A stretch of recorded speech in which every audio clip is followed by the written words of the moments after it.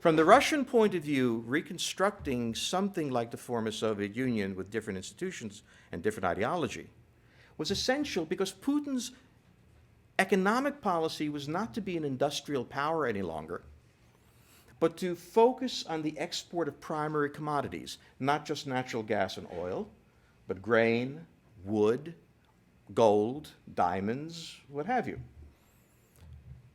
In order to do that, in order to have a control of the exports, the Russians needed to have very close relations with places like Kazakhstan or Azerbaijan. In order to have a grain policy, the Russians needed to have a close relationship with Ukraine. And these economies fit together through 200 years of misery and toil and everything else.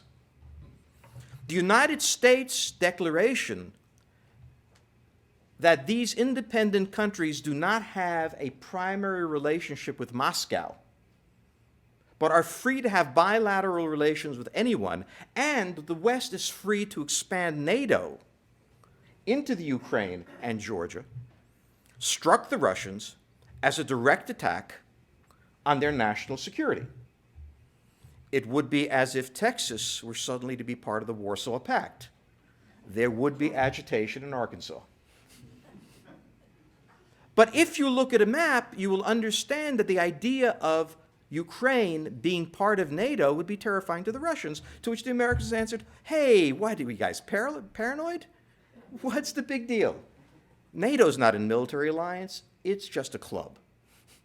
To which the Russians said, great, let us in. To which the Americans said, no. But that was because Bush was a bore.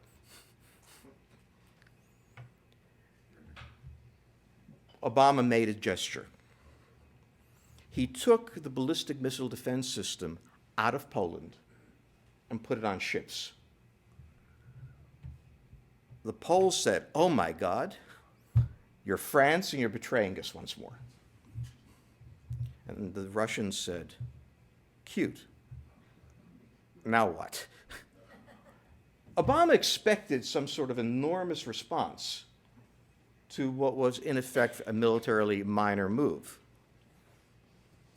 From the Russian point of view, Obama was continuing Bush's policies to the letter, which was, having managed to destroy the former Soviet Union, the United States now intended to extend the encirclement by surrounding the Russian Federation, not only in the Baltics, but in the Ukraine. And to understand the Russian position, during the Cold War, NATO was 1,000 miles from St. Petersburg. Today, it is 90 miles from St. Petersburg. And what the Russians are told is, it doesn't matter, we're just a club of nice people. And the Russians say, then why don't you change your charter and get rid of your military committee? And the Americans say, we don't need to change it. We already have the Germans and the French, and they don't have any military.